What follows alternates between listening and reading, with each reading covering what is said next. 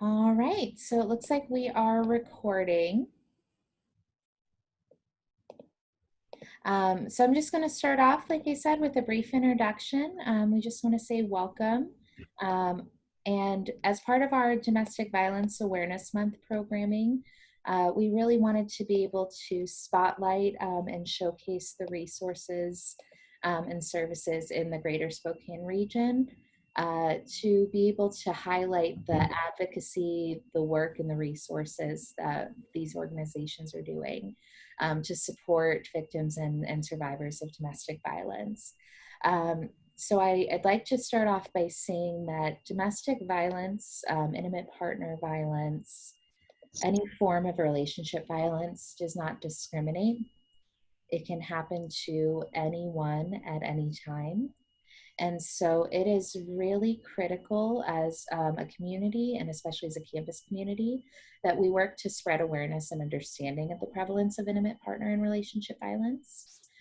As members of a campus community, when we become more aware of our campus and community culture, including who relationship violence affects and how to stop it, we will succeed in creating an environment where students can safely pursue their education and work towards achieving their goals.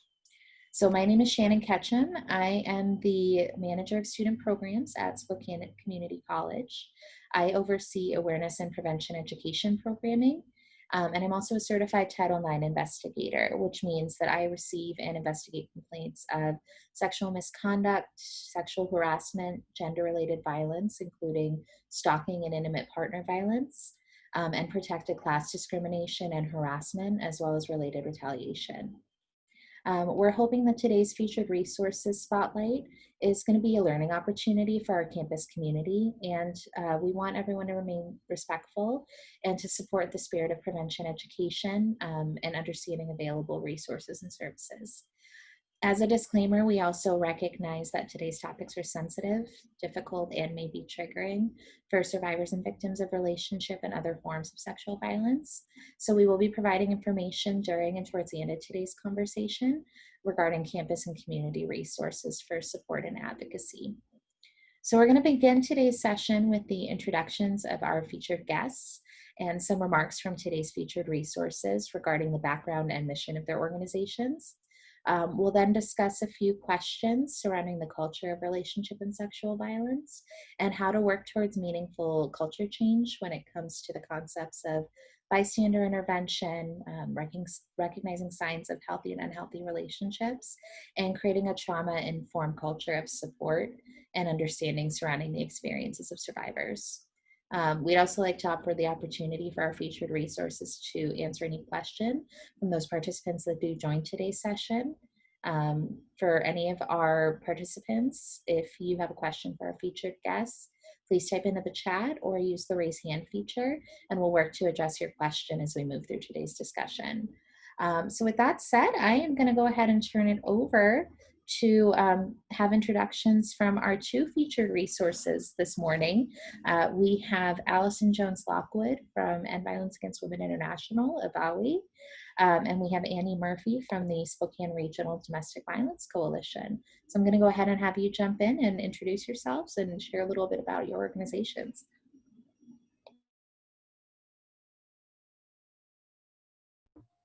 Do you want me to start, Allison?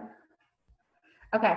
I'm Annie Murphy. I'm the executive director for the Spokane Regional Domestic Violence Coalition. I've been involved in victim advocacy in our community for almost 10 years now. The coalition has been around in various forms for almost 30 years now. It, for a long time, was an informal organization made up of people in our community who were working to address issues around domestic violence and support advocates. So it was made up of victim service agencies, law enforcement, people from the courts like judges and probation, law enforcement, and other treatment providers like perpetrator treatment providers. Really, we've been growing steadily since about 2015, and last year we released the End the Violence documentary, which was an amazing documentary when a brave survivor in our community named Nicole came forward and was willing to share and document her story. With that, we started to get a lot of support from the business sector and people recognizing like this is unacceptable, that Spokane has some of the highest rates of domestic violence across our state. So with that, we were able to formalize and hire staff, which is myself. And so now our goal is really to look at system and policy change. How do we support victims in day-to-day? How do we support their families? But how do we also help perpetrators get healthy and hold them accountable for their actions? So we're really excited right now. We're going through our strategic planning phase and looking at some new and different ideas to bring to our community to address this issue. So thank you for having me. Absolutely. Thank you so much, Annie. And we greatly appreciate the coalition being willing to come on and speak to our campus community today. I think it's a great opportunity for our students to understand the work that is being done at not only the county level, but the regional level. And we're really excited to continue to have you share information on your resources and services. All right, and Allison. I'm Allison Jones-Lockwood. I'm the Training and Technical Assistance Specialist and Start by Leaving Community Liaison for End Violence Against Women International. I've been in the advocacy field for over 20 years, and I've been with EVAWI for about 10 of those last 20 years. And we provide training resources to criminal justice professionals and community members to improve their response to sexual assault. So when somebody discloses or reports that they've been sexually assaulted, we provide those individuals with the tips and tools and strategies necessary so that they have the best response possible for that survivor. Thank you so much, Allison. We appreciate that introduction to the work and the training that EVAWI is offering. So I wanted to cite back to something Annie had mentioned before we jump into some of our discussion questions for today. You mentioned that Spokane has some of the highest rates of domestic violence and intimate partner violence in Washington state. Can you speak a little bit more to that as far as some of the statistics and the prevalence that we're seeing here in Spokane?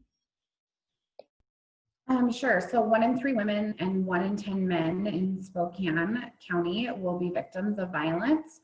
We always caveat stats with the understanding that, specifically around this issue, we know that violence is often underreported. But even as such, we continue to have really high rates in our community. I think also it's important to notice that for my work specifically, our definition of domestic violence is very broad. It is not just the RCW or the law as to what defines domestic violence, but the understanding that violence inside of the home can look like intimate partner violence with someone that you love and care about, but it also includes child abuse, it also includes elder abuse, it also includes sexual assault. And so that really has helped us to have a really broad and diverse conversation around this issue. But as far as the stats specifically, I think when you look at child abuse, it's also interesting. Not only do we have high rates of intimate partner violence, but we also have high rates of child abuse. So for DCYF, the Department of Children, Youth, and Families, we are inside of Region 1 here in Spokane, and Region 1 also has the highest child abuse rates across the state. So we know the experiences that children have at a young age really impacts them. And when you look at the cyclical nature of violence, when we see people aging into adulthood and then perpetrating and continuing abusive behaviors, we are a community that is extremely affected by that. Thank you, Annie. And we've had the opportunity to speak with a few different featured resources this week. And I believe one of the statistics I heard at the national level is on average, there are 20,000 calls per day into national as well as local and regional crisis lines for domestic violence and intimate partner violence. And certainly with the numbers that you shared, the statistics, I can imagine, again, recognizing that those cases often go underreported, that we're seeing quite a bit of those numbers here in our Spokane region. Does your organization work closely with the local domestic violence crisis lines, YWCA Spokane, any of the other regional organizations as far as those statistics? Yeah, absolutely. So our board is an interesting board in that we're made up of by organizations. We have 25 board agencies represented. And inside of our executive committee, we do have both YWCA, Spokane, and Lutheran Community Services as co-chairs in that work. And our chair is actually partners with Children, Youth, and Families who run the Children's Advocacy Center. So they do all forensic interviewing for children that have experienced severe child abuse and or sexual assault cases. So definitely we see and hear those impacts every day, specifically now during the pandemic. One of the things that we've noticed is that although our overall reporting is down, we are seeing severe child abuse cases are rising. Additionally, when you talked about calls for service, we work closely with our local law enforcement, who's also one of our board, both the Sheriff's Department and the Police Department are two of our other board members. We get approximately 14,500 domestic violence calls annually through 911. So the impact for our community of the response to domestic violence is huge and overwhelming. When you look at that, we often hear about property crime, especially inside of the city of Spokane, but recognizing that domestic violence is very far reaching in our community. And again, those impacts are so cyclical, and the way that we see survivors move through our community is extremely diverse. Thank you for sharing that, Annie. And Allison, I know that EVAWI works not only with within the Spokane County and the Spokane region, but across the state and obviously nationally and internationally. Can you speak to any of the information or relevant data that you're seeing coming through with the work that you're doing with local agencies or regional agencies? It's a little bit different for us because we're not a direct service provider, so we don't really have an understanding of what crisis line call volumes or reporting looks like right now. I think we heard what a lot of communities have heard, that we know the actual violence is up, but we know reporting is down.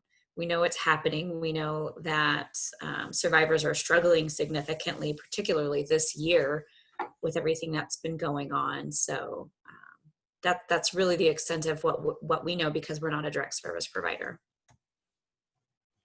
Thank you for sharing that. I think that's still incredibly impactful for our understanding of, again, what multiple organizations are seeing, whether being direct service providers or providing the training and education surrounding sexual violence and relationship violence. So I appreciate you sharing that. So I wanted to go ahead and jump into our discussion questions that we have for both of you today. And this is geared towards both EVAWI as well as the Spokane Regional Domestic Violence Coalition. So just to start us off, looking at our campus community specifically, what can we do as a campus community to educate around a culture of healthy relationships as well as appropriate and safe bystander intervention? Sure, so I can start. It's interesting, especially having Allison here on the call, because one of the first things that came to mind was some of the various hashtags that we have around just increasing awareness and believing in survivors. And so obviously Start by Believing is such a huge and powerful statement, and something that here in our region we've really embraced and we completely support. As an organization, I think that we still continue to work and educate and promote this, because there is a continued need for awareness and recognition of the experiences and acknowledgement for survivors.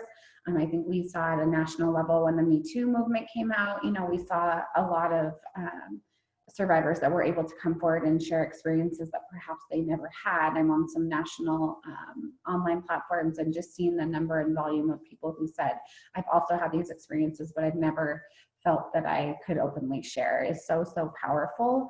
And so I think that part of our goal is to really create that culture here locally, and so that survivors know that if they have had experiences, that there are people such as YWCA Spokane, such as Lutheran Community Services, and even inside of our law enforcement branches that really will believe you, and they will validate your experiences. And inside of our court system, that they're willing to help you find justice in whatever way that that looks like for you. I think the other thing that's really important when you talk about safe bystander intervention is the idea of if you see something, say something. I think that there are not enough instances where we call out people on their behaviors, specifically when we talk about like locker room culture and you know, comments that is like, oh, boys will be boys, that excuse negative and toxic behaviors and allow those stigmas to continue, that it's really important that we address those.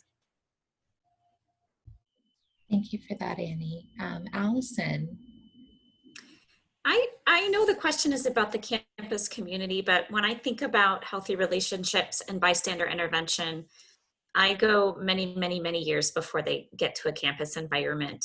I think those conversations start when they're young. I mean, we can start talking about healthy relationships and standing up for friends when they're in elementary school. And I think the education, if we start it then and we build on the information as they get older, then they get to campus and they have a fairly good understanding of healthy relationships and bystander intervention. I think the drawback is a number of schools don't allow the education to happen, and the parents don't really understand what they need to say to their kids. So they get to a campus and they don't really have anywhere to begin.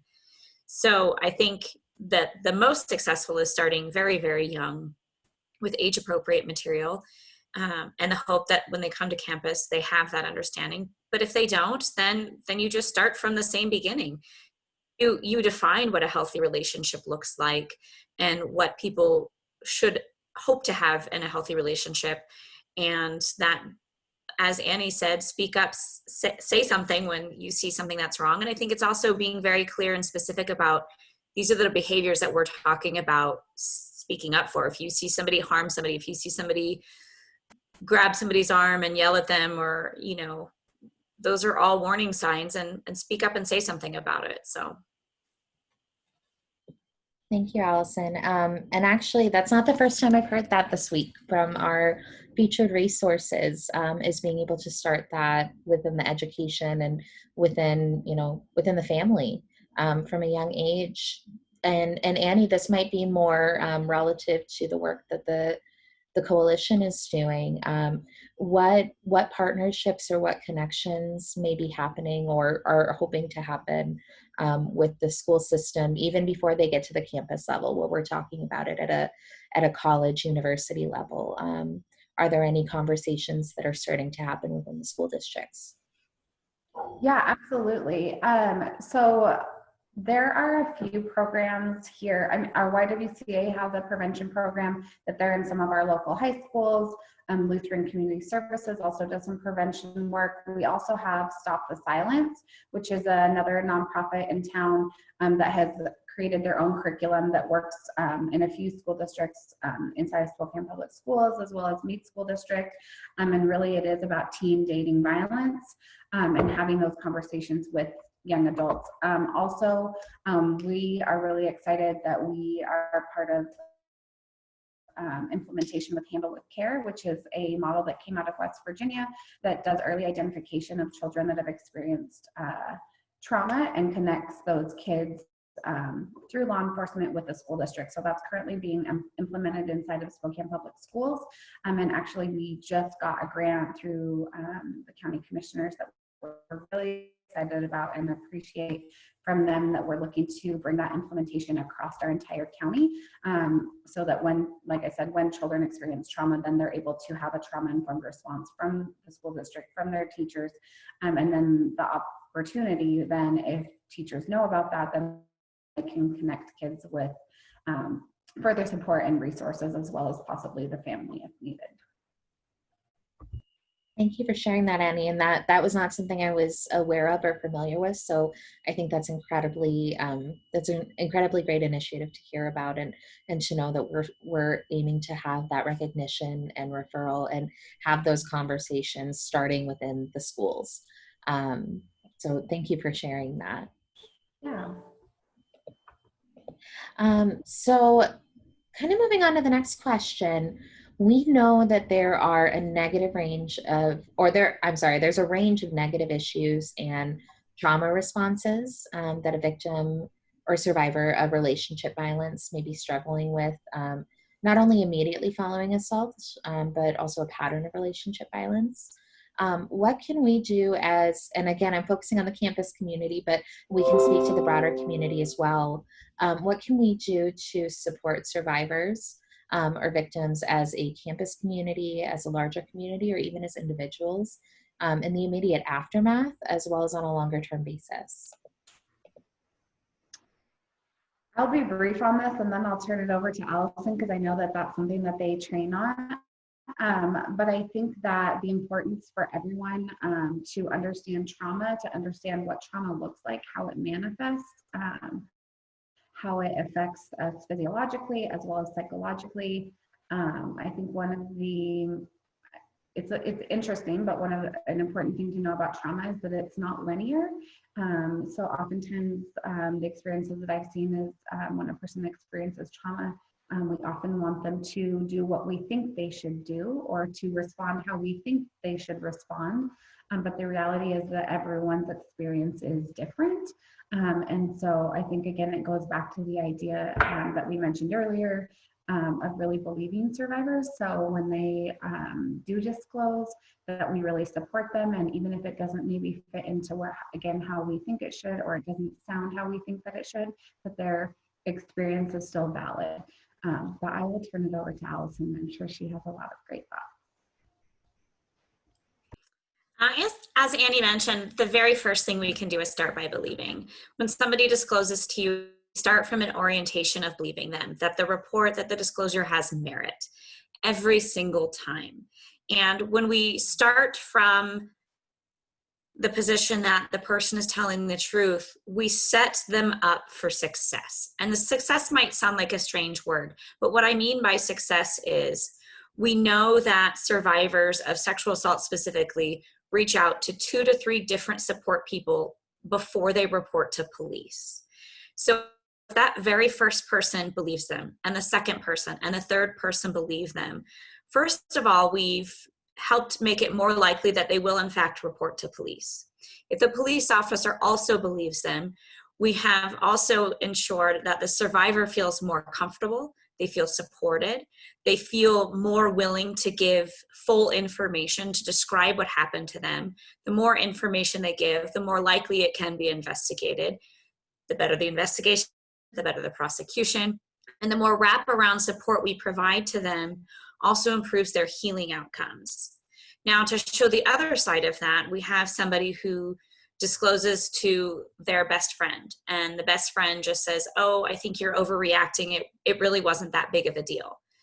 That survivor likely will not tell somebody else. They will likely just keep it inward, and they might turn to some of those negative trauma reactions, different coping mechanisms.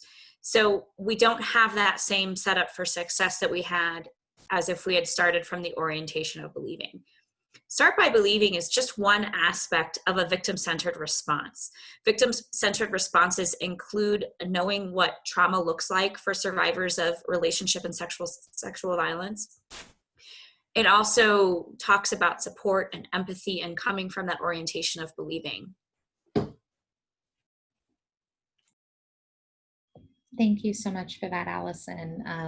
And certainly, I think that is a great reminder and a great starting point. And in fact, we've included that very phrase of "start by believing" in our campus communications regarding relationship and sexual violence, with our campus-based resources and tips for helping someone that has experienced either a form of intimate partner or relationship violence or sexual violence. So I always appreciate hearing that. And I think that's the crux, and that's the pinnacle of of supporting survivors. So I appreciate that. So I'm going to turn it over to Lena Roble. She's my Awareness and Prevention Education Student Coordinator to ask the next set of questions.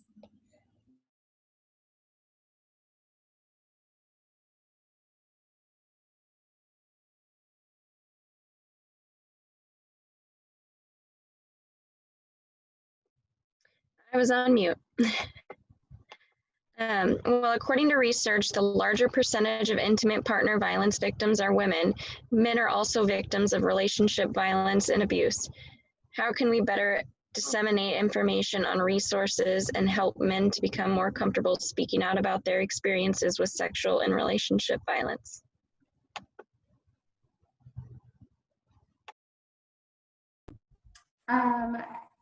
I mean, I think there's a theme inside of today's conversation, right? In that, I mean, I think the first step, right, like we've said, is acknowledging and believing people's trauma that they've reported. But specifically, one thing that's really important to note whenever we have this opportunity is that all of our victim service agencies here locally serve all people of all genders. Specifically this question is about men, and also to acknowledge Lutheran Community Services specifically has advocates who identify as male, and so often, times we can see people that would prefer to have someone that looks like me, sounds like me. Some of those experiences are important. So offering those as an opportunity is important. I think there's ongoing work that needs to be done around reducing stigma. That trauma, sexual violence, domestic violence can exist in all types of relationships, and if we are able to create open dialogue that people are comfortable coming forward and disclosing, then we can help people get healthy and live a healthy, fulfilling life. I think one aspect that we can talk about is the use of pronouns. Because we work in the field and because we know that the majority of survivors are female, we as workers tend to use she and her. And we know that that can be exclusionary to a male survivor. And so thinking about the pronouns that we use and trying to be as gender neutral as possible, so that we do create that open and welcoming environment, that we are here for everyone, we do serve everyone, and not just females. All right.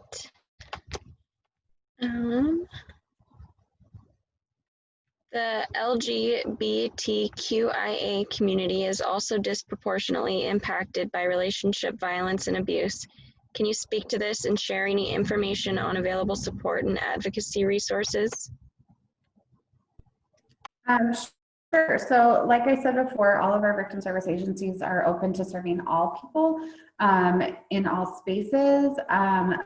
But we have a really great newer organization here called Spectrum, who are huge advocates inside of the LGBTQ+IA community. And so we're really excited about the work that they're doing. They also sit on our board, and we find great allyship in our relationship with them.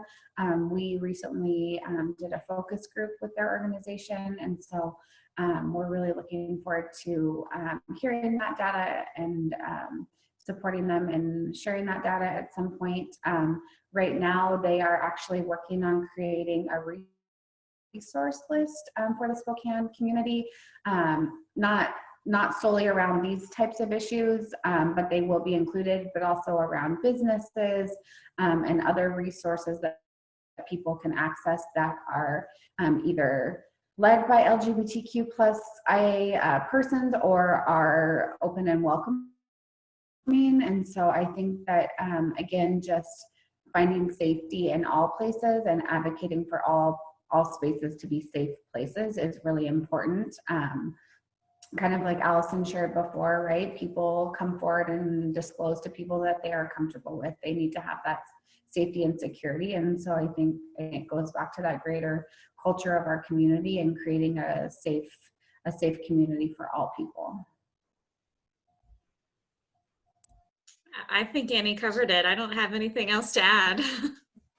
No, and I certainly appreciate, again, Spectrum. I'm familiar with the organization, but I'm so happy to hear about more of the initiatives and the resources that they're working to put together. And this actually, as recently as yesterday, our campus was having a conversation and a town hall around how can we work better as a campus community to create safe and inclusive and welcoming spaces for all students, but certainly for our BIPOC students, for LGBTQIA plus students, to feel safe and comfortable to engage in the larger campus environment. So I really appreciate hearing about these resources and hearing more about the work that's being done in the community. So the last question. Oh, go ahead. Sorry, I was just going to say, I think that another important piece in that is when there's decisions being made, right?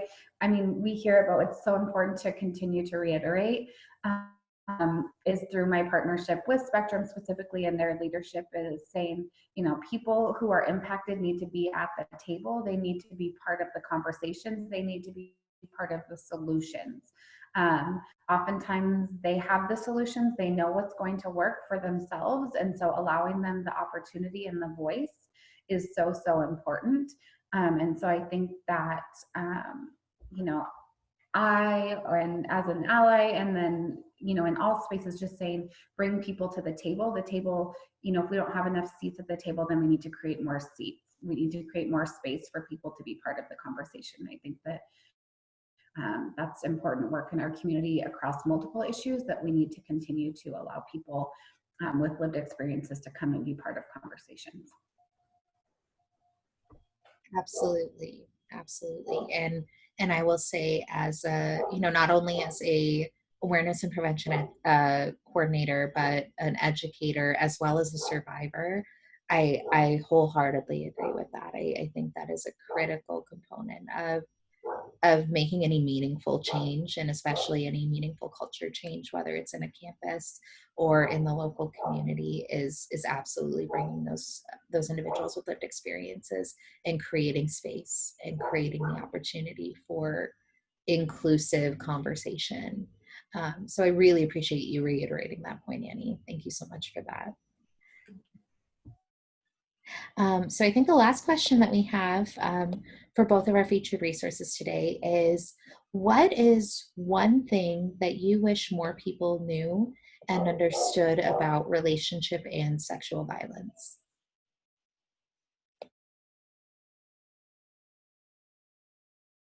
That's a tough question. It could go a lot of different ways. I think that really the idea specifically around relationship violence is that relationship violence looks different for every person. It's not the same. Everyone's experiences are different, and they're also valid. And I think that specifically around like domestic violence, like dating violence, intimate partner violence is oftentimes we talk about like physical violence, bruises, scratches, things like that. And to know that it can also be emotional abuse, it can also be verbal abuse. It has to do with jealousy and controlling behaviors, and, you know, checking someone's phone over and over and asking where they're going, and you know, controlling the finances inside of their relationship. We see people use children, we see people use pets inside of that power and control dynamic. And so just to know that people's experiences are so different and diverse. I think that it's hard with this topic specifically because we have a legal definition, and the legal definition doesn't fit for everyone's experiences. And so what healing looks like and what justice looks like for people, again, can be very different and individual to the person. And so when you work with people that have experienced trauma, that are survivors of experiences, to understand that they get to decide their own journey, and they get to also decide, you know, when that journey begins and then when that journey ends. And so really just, you know, acknowledging that and walking alongside people is so important. Just to kind of add to that just a little bit, I think, as Andy mentioned, everybody's experience is different. And the point I like to make is nobody knows what it's like to walk in someone else's shoes. I think people think they know what's best for a survivor, and ultimately nobody knows what's best for that survivor except for the survivor. And sometimes the survivor doesn't even know in the beginning. But just to kind of remind everyone to take yourself out of the equation and ask the survivor, what do you need from me? How can I help you? What do you want to do? And then start from there. Instead of saying, you should do this, I think you need to do this next, or you have to do this. The survivor doesn't have to do anything that he or she doesn't want to do. It's their choice ultimately. And our job as friends and family members or support people is to let them guide us which way they want to go, and then respect their choices and help them get the end result that they want. And I certainly think that speaks to the sense of agency and sense of empowerment that we hope and that we want all survivors and victims to feel and to experience when they are choosing to share their story. And so I really appreciate you highlighting that. Again, that's something that the reason we're doing things like these featured resource spotlights and trying to bring more awareness and education around the issue is to hopefully promote, again, that sense of empowerment and that sense of agency for folks to be open to sharing their story and coming to the table to be able to make that meaningful change in our campus culture and the local community culture. So thank you both for those insights. I think that's, like I said, that's really critical to the understanding that our students, our faculty and staff need to have. Absolutely. So that is all of the discussion questions that we have, but I certainly wanted to open it up to any additional information or just any additional pieces that either EVAWI or the Spokane Regional Domestic Violence Coalition would want to share and kind of be able to leave our campus community with.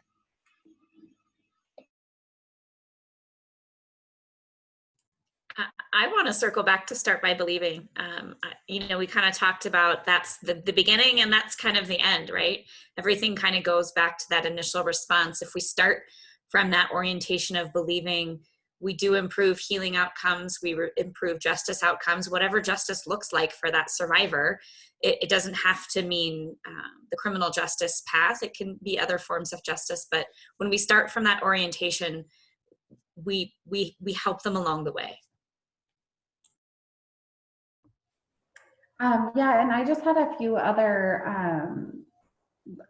things that I just love to leave with people if I have the opportunity, as well as resources to share. So a couple of things. One is obviously it's Domestic Violence Awareness Month, and we have our End the Violence documentary that's showing across all of our TV stations this month. There's still a couple showings left. They're on our Facebook or on our website. endtheviolencespokane.org. And if you go to the website, you're able to look and kind of see, if you're concerned about someone that maybe what to look for. If you're worried for your own personal safety, what are some, risks and warning signs to be aware of? And then, kind of what can you do to get involved in the community, which, kind of we've talked about as far as believing and supporting our local agencies. The other thing is that the coalition has worked on some initiatives really to try to address some of the serious sides around this issue. So one of the things that we're really working on right now is around gun surrender. The mere presence of a gun in a domestic violence situation increases the risk of homicide by 500%. So if you are in a relationship with someone and that person has a weapon, a gun, or has access to a gun, that is a really strong risk factor that I think people need to be aware of. And so if that's something you are worried about, then obviously our local law enforcement can help you with that, as well as our victim service agencies. But that's a piece that we really have worked on. The other piece is around strangulation, so choking, right? We call it a lot of different names, but if you're in a relationship where a person is exhibiting those sorts of behaviors and using those behaviors against you, that again is another really strong lethality factor. We again want all people to be safe, and so through our hospitals and our medical providers, trying to train to recognize some of those really serious behaviors is really important. And if you are experiencing those behaviors, or you know people that are experiencing those behaviors, please encourage them to get in touch with advocates who can help them make healthy choices and safe choices for themselves. I think that's really important. Homicides are on the risk right now inside of the city of Spokane, and so there is concern from people in our broad advocacy community around the safety for people right now. The other resource I wanted to mention is Mujeres in Action, MIA. They are our Spanish-speaking victim advocacy agency serving the Latinx community, and they also are strong advocates for people that are undocumented or have some varied types of citizenship status. So if, again, that is you, or you know people that could benefit from those services, they are online and they also have a Facebook presence. Please get a hold of them and let them support you inside of your life.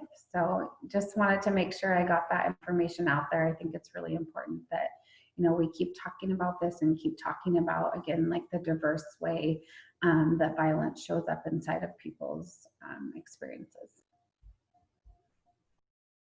Absolutely, and thank you so much for sharing those different initiatives and resources that are happening even this month and as we speak. I've had the privilege to see the End the Violence documentary and to share that resource out with our students when it came out last year in October, and certainly something I hope that we'll be able to partner on and bring to our campus community when we are outside of the very odd world of COVID.